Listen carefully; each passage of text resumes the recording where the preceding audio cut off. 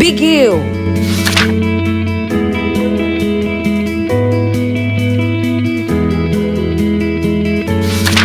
Hindi mawari ang kasiyahan sa puso ni Leon habang siya ay sakay ng eroplano.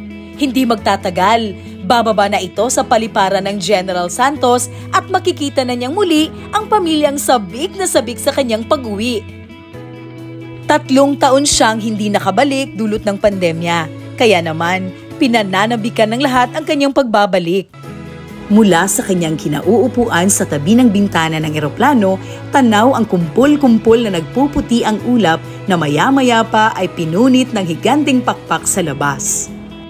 Sa ibaba ay paminsan-minsan niyang namamasdan ang malaberding lupain na animo ay purong patag lamang sa malayo, nagkakahugis lamang sa malapitan. Ang kulay asul na karagatan ay may mangilan-ngilang isla. Kagandang pagmasdan ang ganitong tanawin mula sa itaas. Habang nakatitig siya sa asul na dagat, natatanaw niya ang puting linya na namumuo sa laot, pahaba ng pahaba, papalapit sa isla. Barko? Hindi. Bulong niya sa sarili. Sinuri niya sa kanyang cellphone, pinalaki niya ang bagay na naglalayag sa laot. Bigiw! May bigiw ako nakikita! Sambit niya. Mani! Biko! Suman! Kayo ba ang nagluto nito? Taga saan ka, boy? Ani ng Mami Mili. Hindi po. Luto po ito lahat ng nanay ko. Diyan lang po sa may dulo ng resort, sa di kalayuan ng dalampasigan ng amin. Tuwing araw ng Sabado at Linggo lang nagtitinda si Leon sa resort dahil nag-aaral pa ito. Ang kanilang mag-anak ay nagtutulungan upang matustusan ang kanilang pangangailangan. Ang nanay niya ay isa sa mga empleyado ng tuna canning factory. Kailangang magsumikap para madagdagan ang panustos sa mga pangangailangan ni Lordy, ang kapatid niyang may kapansanan. Habang siya ay naglalako, tanaw niya ang mga bigiw na pumapalaot papalayo sa dalampasigan. Lula nito ang mga turista sa beach resort. Ang ganitong trabaho ang gustong-gusto ng kanyang ama upang maalagaan ang kanyang nakababatang kapatid na may kapansanan. Minsan, sumasabay rin si Leon sa bigiw kung ubos na ang kanyang paninda para maging photographer. Tumutulong din siya sa panghuhuli ng isda.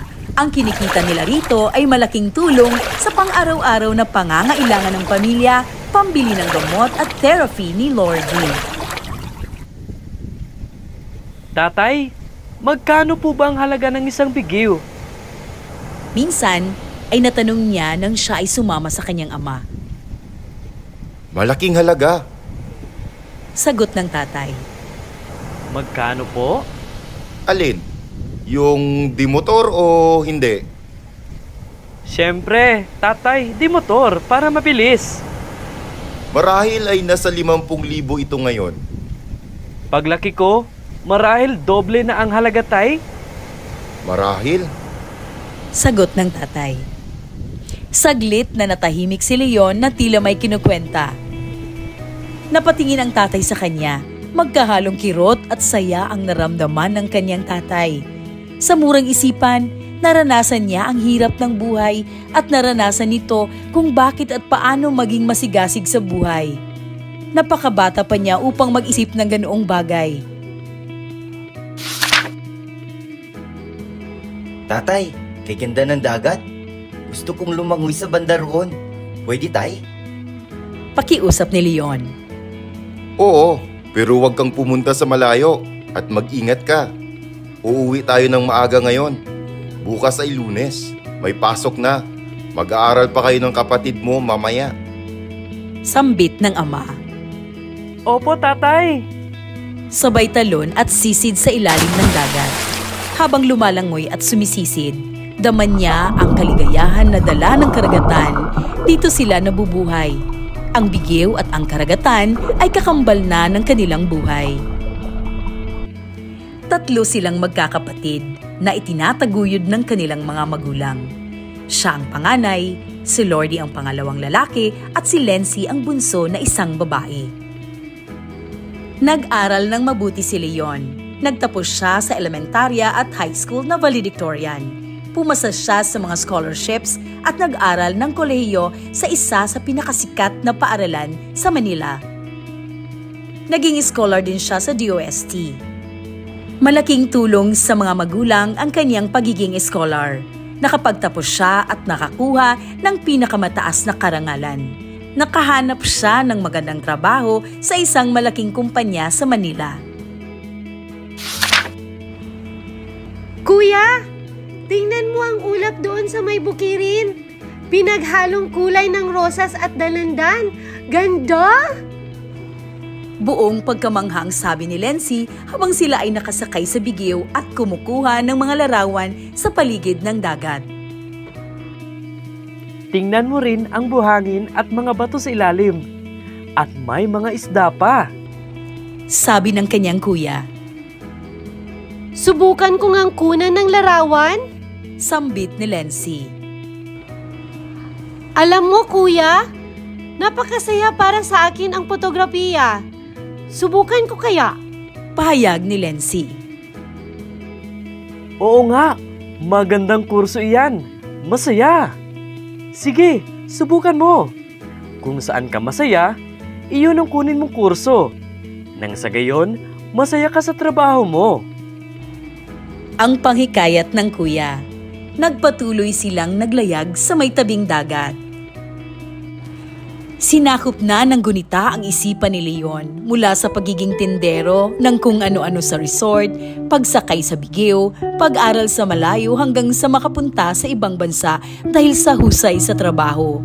Nangingilid ang kanyang luha sa tuwing maalalang malapit na siyang bawian ng buhay dahil sa COVID-19.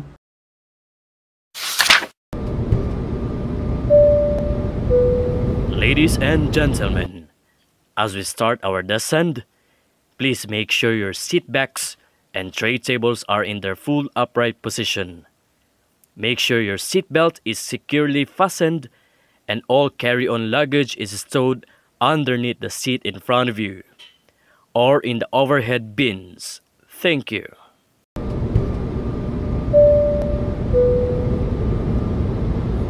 Nabigla siya sa anonsyo ng piloto. Jensen na pala?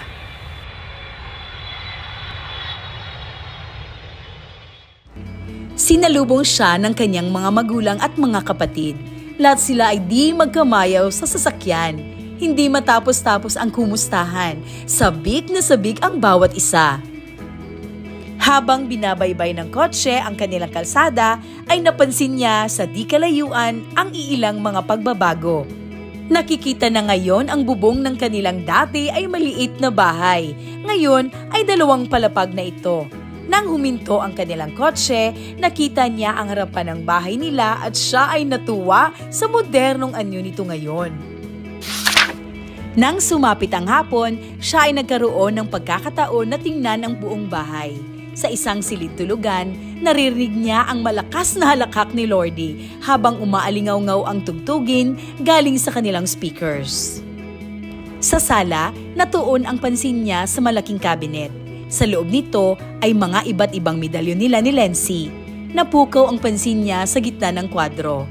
Ito ang kanilang diploma sa mga medalyon ng kanilang tagumpay. Summa cum laude, Leon Carlo. Tila naririnig pa niya ang pagtawag ng kanilang pangalan at ang nakabibinging palakpakan ng mga naroroon nang tanggapin niya ang mga medalyong iyon sa kolehiyo.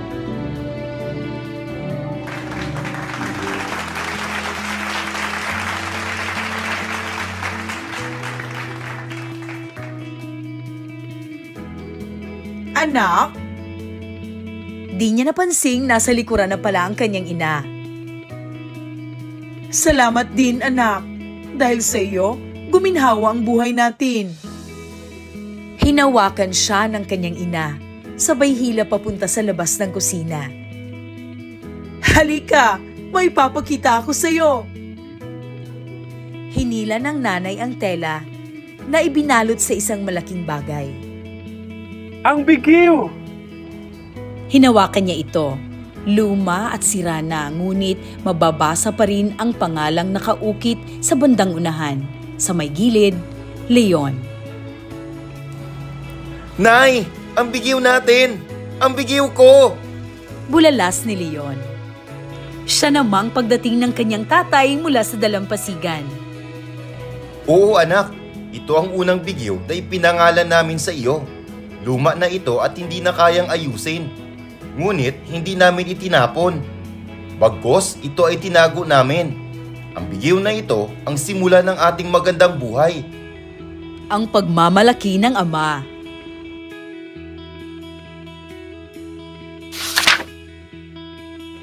Halika, may papakita kami sa iyo. Iyan ang mga bagong bighiw na pinagawa namin sa pinadala mong pera na ipinangalan namin ayon sa gusto mo. Lahat tayo ay may bighiw na.